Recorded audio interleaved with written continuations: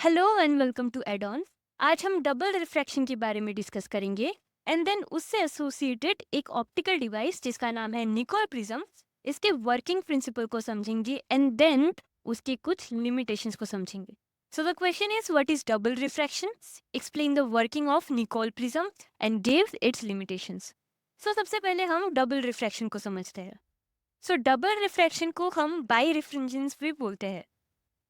जब ordinary light जो unpolarise होता है यानी वाइब्रेशन हर डायरेक्शन में होता है, जब एक कैल्साइट या फिर क्वार्ट्ज के क्रिस्टल के थ्रू पास करती है तो ये दो अलग बीम्स में डिवाइड हो जाती है एंड इसी फिनोमेनन को हम डबल रिफ्रैक्शन या फिर बाई रिफ्रिंजेंस कहते हैं।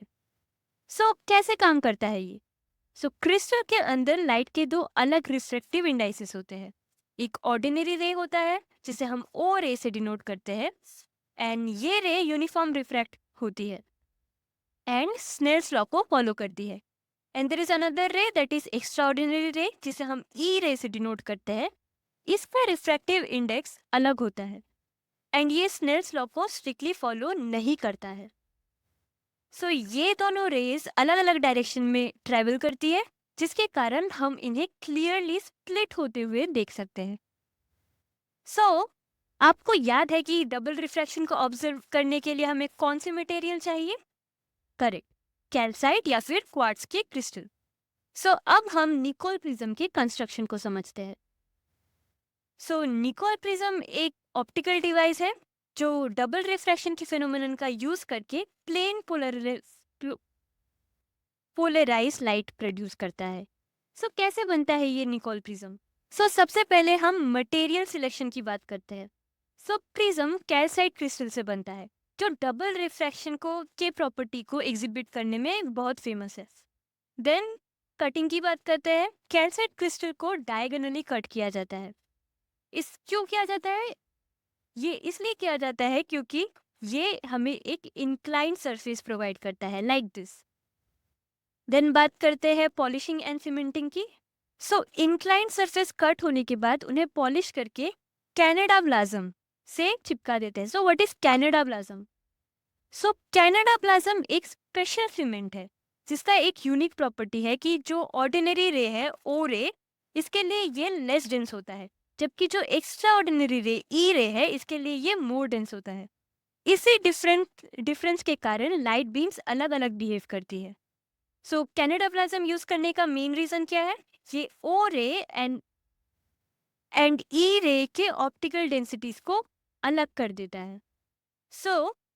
A special cement called Canada plasm, which is optically more dense than calcite for E ray but less dense for O ray, is used. अब हम समझते हैं कि जो ये निकोल प्रिज्म है ये काम कैसे करता है, इसका वर्किंग प्रिंसिपल समझेंगे। हम कंसिडर करते हैं एक इंसिडेंट रे जो निकोल प्रिज्म के सरफेस A-B पर स्ट्राइक कर रही है। इससे क्या होता है? एक अनपोलराइज्ड लाइट जब उनके सरफेस A-B पर स्ट्राइक कर रही है तब डिवीजन ऑफ रेज होता है, यानी प्रिज्म के अंदर लाइट दो रेज में डिवाइड हो जाती है, एक ई रे एंड एक ओ रे।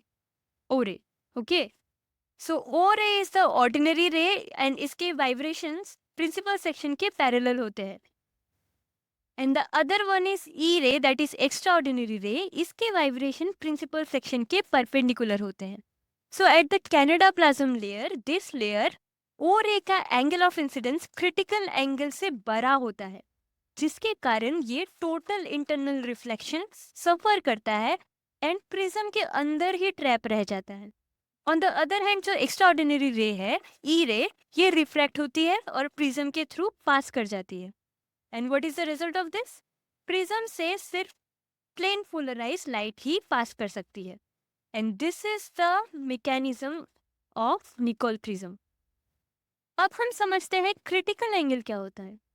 क्रिटिकल एंगल वो एंगल है जिसमें एक रे कंप्लीटली रिफ्लेक्ट होगी एंड निकोल प्रिज्म के केस में ओ रे यानी ऑर्डिनरी रे का क्रिटिकल एंगल हम इस फॉर्मूला से लिखते हैं। क्रिटिकल एंगल जिसे हम आईसी से डिनोट करते हैं that is equals to sine inverse of refractive index of Canada balsam by refractive index of calcite and calculated values are 1.550 by 1.658. that is equals to 69.2 degree.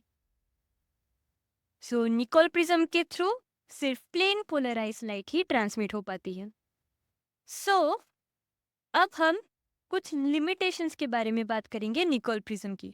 Nicol prism एक brilliant optical device है, लेकिन इसके कुछ limitations भी है. So the first limitation is beam angle dependence.